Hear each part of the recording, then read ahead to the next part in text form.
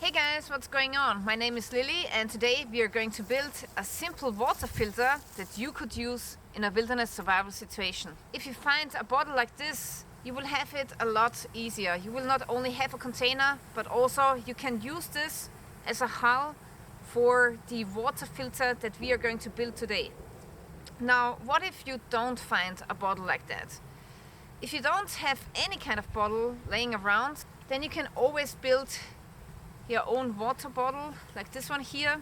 And this is a log that I've carved out, and you can see it has a hole at one side and it's sealed at the other side. So to make this water filter here, you would just have to pierce a hole through the bottom, and then you can make the same water filter that we would make with this bottle here today. So everything is possible. You just need to look around. If you don't find a bottle, then you make one yourself. It takes about 3 hours to make this size of a bottle, but you can always make it smaller. Then you can get it done in maybe 1.5 hours if you only make it half of the diameter, which should be enough to make a decent water filter. Now, of course, if you are living in the jungle, you can always take bamboo and make your water filter out of bamboo, which is basically an instant water filter, and you don't have to do a lot of carving anymore. Alright, so first I want to cut open the bottle. It's going to be cut off here. This is going to be the cup, and then I want to hang the bottle like this, and also I want to make a small hole into the lid. If you don't have the lid anymore, that's no problem, because then you just take a stone and shove it into the opening, make sure that it doesn't come out anymore, and then you will also have small holes at the side where the water can go through. Okay, today I'm using my survival knife again. This is my self-designed blade, and if you want to support this channel, you can purchase this knife at my website. Okay, so now I'm cutting off the lower section of the bottle, and I try to make the cut as straight as possible.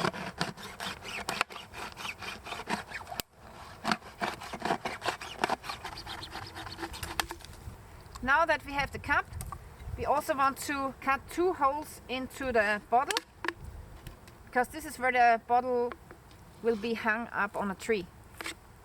Okay, next I pierce the lid.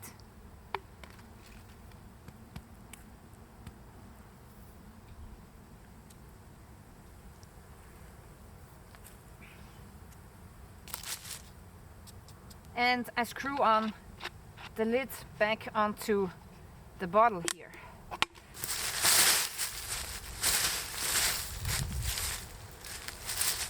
Next I want to see if I can find a root from a tree, because that would be a great cordage material to hang up the bottle.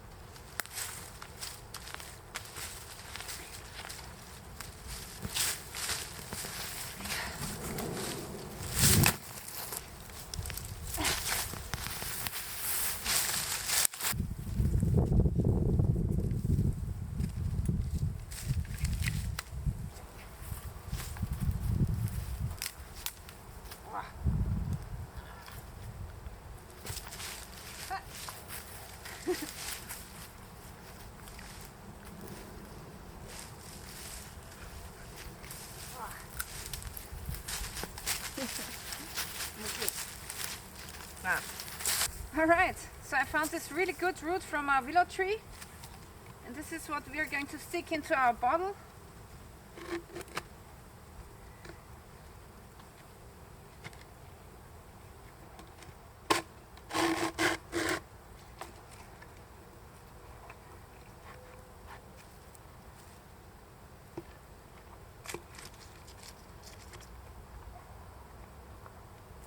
This is how you can make an easy pot hanger if you don't have any modern cordage with you.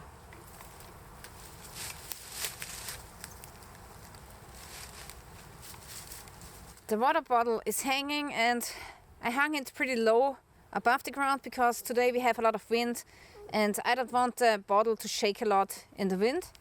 And next we need to go and search for ingredients. And the first ingredient for a water filter that you will need is gonna be sand. And Amy, okay, it's okay, Amy. Now gladly in this area we have a lot of sand, and if you scrape off the humus layer you can find some good quality sand. And if you do not have a sandy soil, you can always go to a river and search for sand at the inside bend of the river, because that's where you're going to find a lot of sand. And now I want to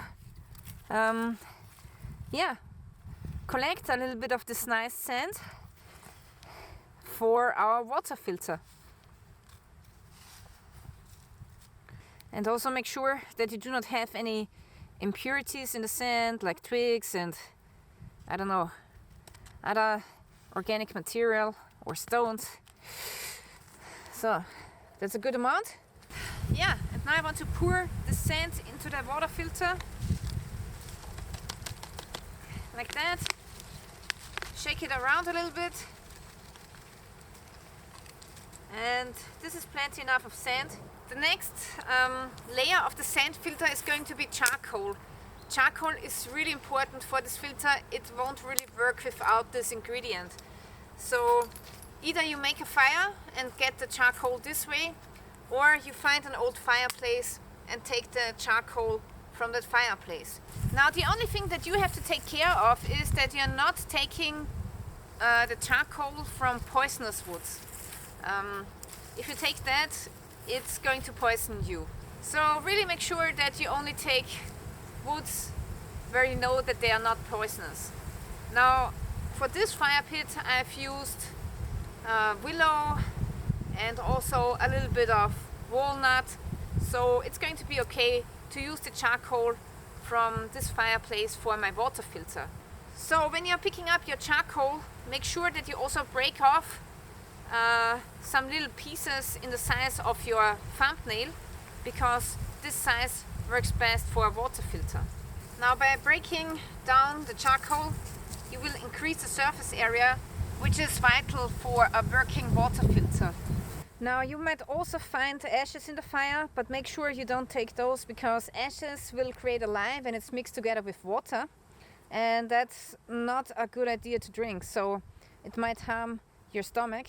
So make sure that you're only taking charcoal, and if there's too much ash on it, then wash off the ash of the charcoal.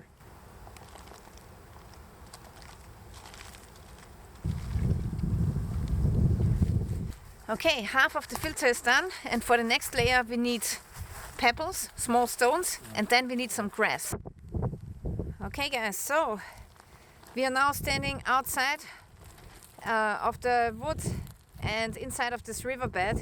It's quite a big river, and it has rained lately, so this is rainwater that has collected in this water hole. But the thing is that this river leads through a couple of fields, and those fields are heavily, poisoned with herbicides, pesticides, fungicides, insecticides. So there's a lot of chemicals in this riverbed, and although this water here came from rain, I still don't want to drink it like that. So today I've brought my own water that I want to filter and drink. I never drink out of this river because, I don't want to ingest pesticides.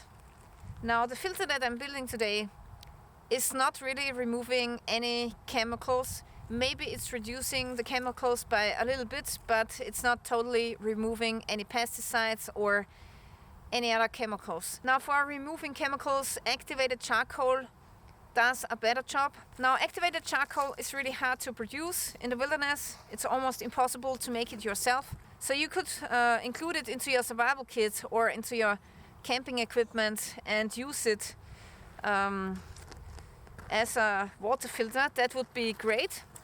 But if you do not have anything, if you are in a real wilderness survival situation where you don't have your gear, then you cannot use the activated charcoal, which filters out a little bit more chemicals.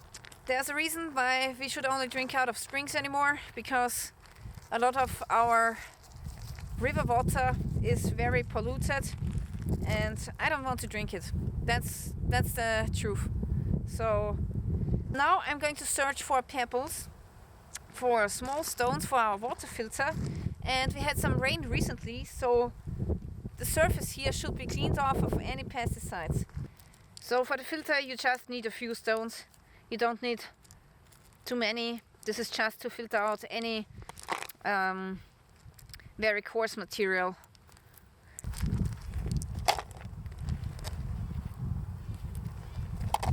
Okay, last but not least, we need some grasses.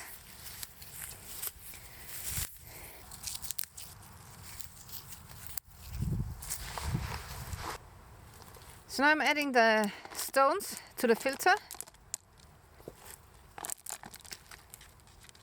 And last but not least, I'm going to add the grasses. Now it's time to test out if our water filter is working. And for that, I'm using some very dirty water, which is very high in turbidity.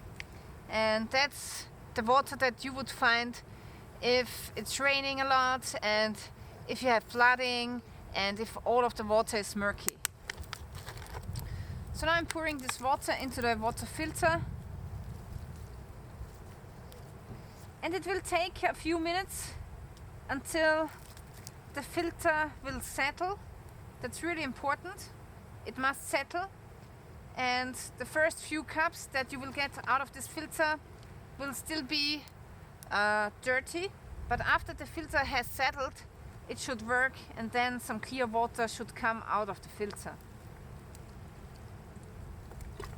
Also, when you're filling up the water filter, then make sure that you don't cause any cross-contamination by pouring water at the outside of the filter. So now you can see that the water filter is starting to settle, and a lot of air bubbles are coming up to the surface. And now you can see that the water is coming out at the bottom.